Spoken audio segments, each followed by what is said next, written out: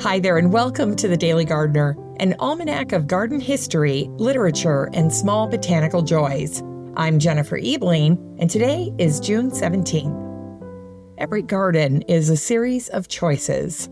What goes in, what stays out, what gets moved, divided, and reconsidered. And June, more than any other month, is about choosing beauty. Helen Humphreys captured this perfectly in The Lost Garden.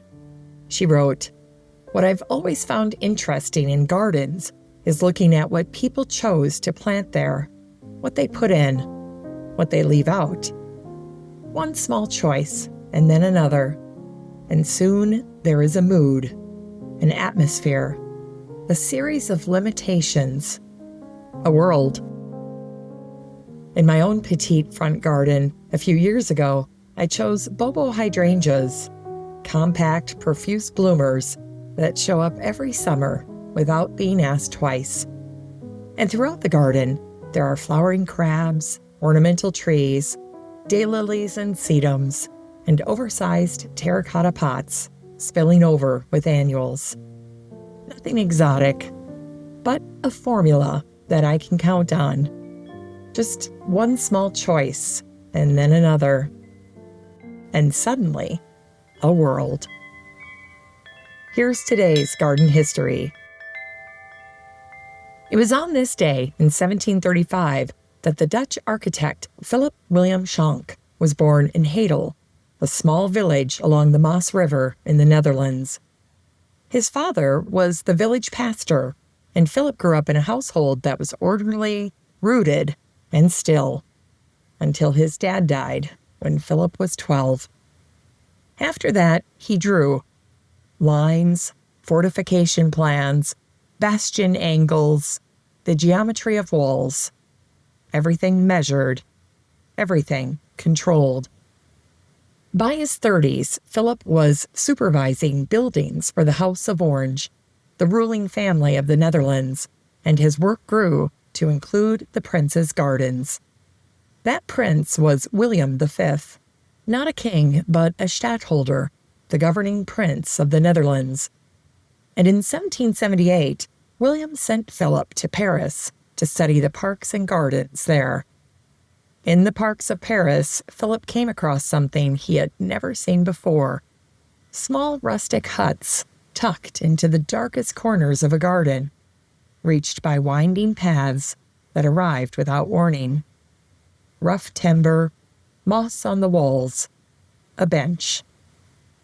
Silence. Places built for solitude, called hermitages. In the world of 18th century gardens, hermitages were the opposite of everything formal. Not symmetry, not control, just a place where someone could be alone. Philip brought that back to the Netherlands.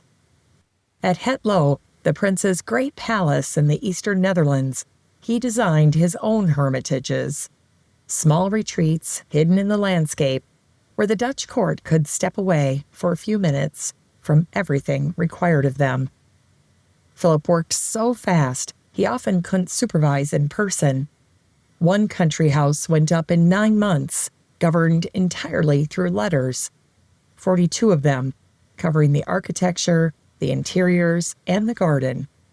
And in one of those letters, tucked alongside instructions about plasterwork and drainage, Philip included a few flower seeds for the lady of the house.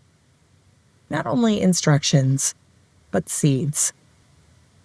In 1795, the French invaded the Netherlands, and the prince fled into exile.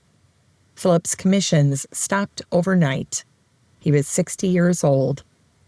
He spent his final years in Nijmegen, while the gardens he shaped kept standing without him. Philip died on May 7, 1807.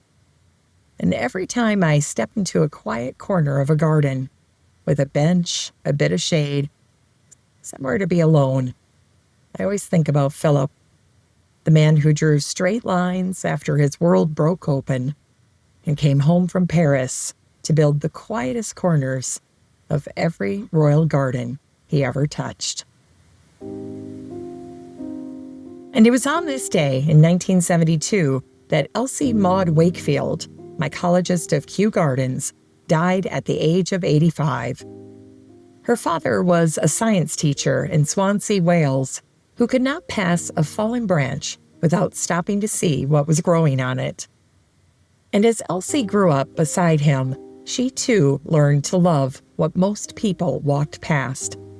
Not the showy things, the overlooked ones, the fungi on dead wood, and the crust on a fallen log. By 1904, when Elsie won a scholarship to Somerville College in Oxford, the direction of her life was already set. After graduating with honors in botany, she trained in Munich and published her first scientific paper in German. By 1910, Elsie arrived at the Royal Botanic Gardens at Kew, her appointment settled after she beat out the other male applicants. She came in as assistant to the head of mycology, and when he retired 5 years later, Elsie succeeded him at just 29 years old. The entire fungal side of the greatest botanical institution in the world was now hers to keep, and Elsie kept it for more than 4 decades. Every day began with a specimen, something fresh from the grounds or dried, brought in a paper jacket. Elsie would lift it, turn it, cut it, and study it under the microscope to compare what she saw with what was already named. Then she would write a description, and because Elsie was also a painter, she would paint it, making watercolor plates of the giant puffball and the morel with its honeycomb surface.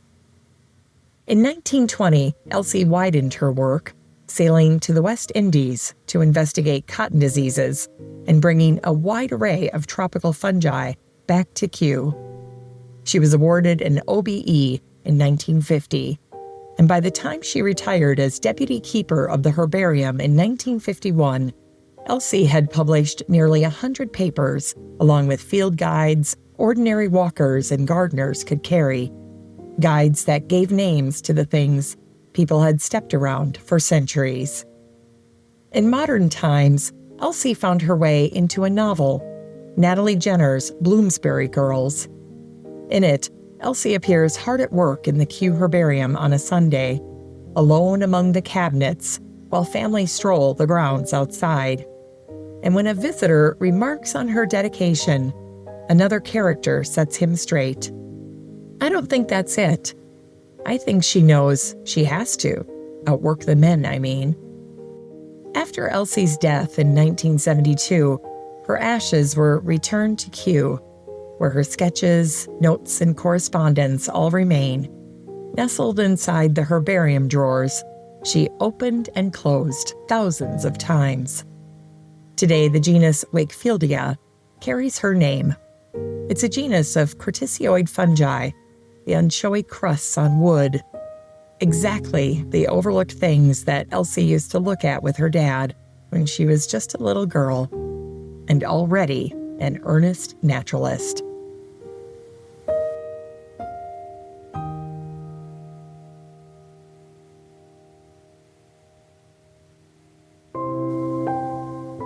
In today's Unearthed Words, we hear a poem called The Knight of the Garden Spade by the Australian writer Henry Lawson, born on this day, June 17th in 1867. Henry grew up in the hard country of New South Wales, a landscape of drought, dust, and stubborn survival. He spent his life writing about ordinary people doing the work that holds everything together. In his poem, Henry imagines an old king, once a warrior, now ruling his peaceful land with a garden spade. It was the old king of Verland, the monarch of all the land, who toiled away through a sunny day with a garden spade in his hand. And he blew a long breath. So, as he'd done when the fight was over in the warlike long ago, as he sat close under the ivy and spelled in the dark green shade, and he thought of naught but potatoes as he scraped his garden spade. That poem by Henry Lawson has stayed with me ever since I first read it. The old king, the ivy shade, nothing in his head but potatoes. I know that feeling.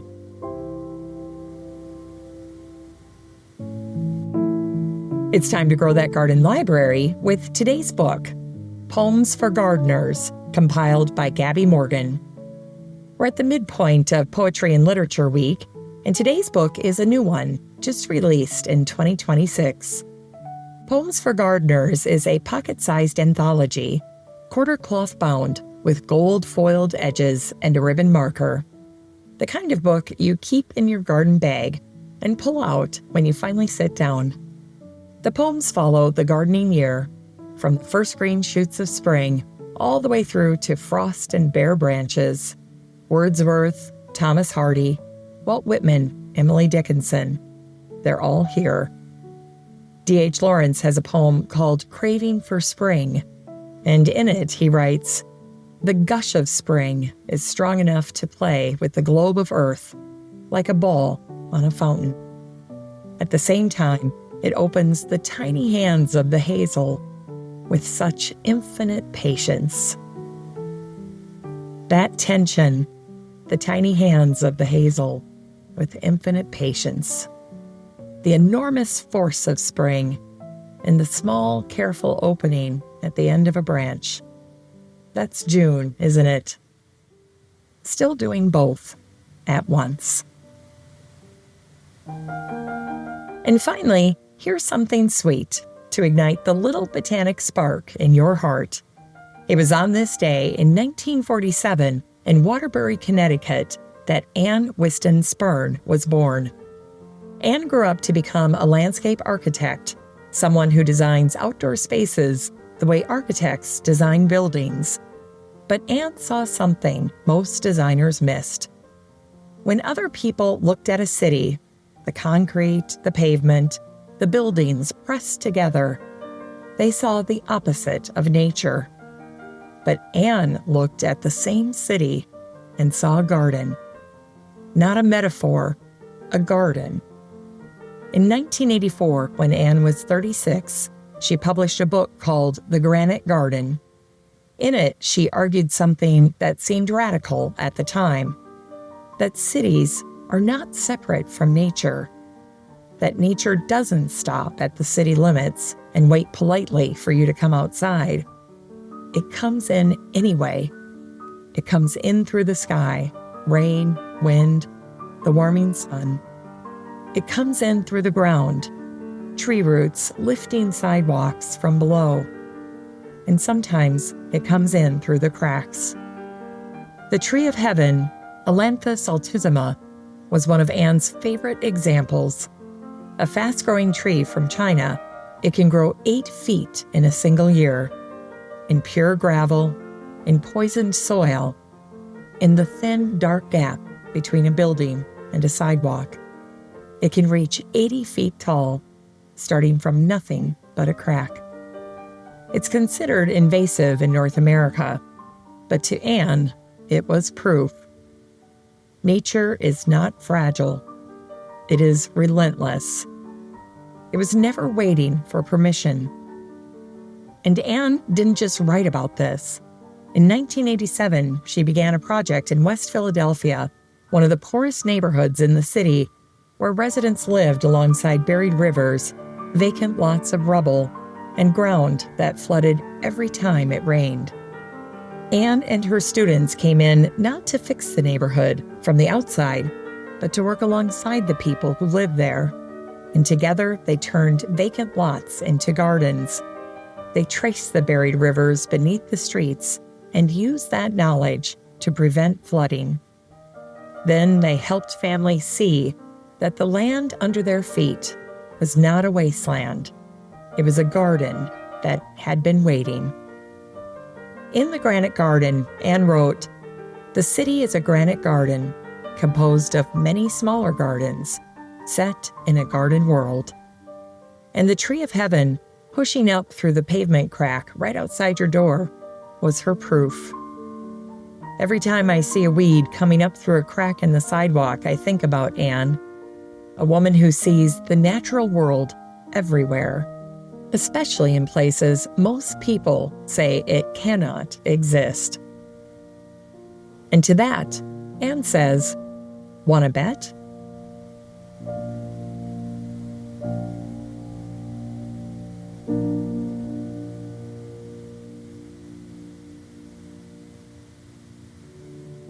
As we close the show today, remember, your garden is not an accident. It is the sum of every choice you've made. The plant you couldn't resist at the nursery, the corner you finally decided to fill with plants, and the thing you pulled out and never replaced. One small choice, and then another. And what you've built is not just a garden. It's a mood, an atmosphere, and a world that belongs entirely to you. So go out today and make one more choice. It doesn't have to be exotic. It just has to be yours. Thanks for listening to The Daily Gardener. And remember, for a happy, healthy life, garden every day.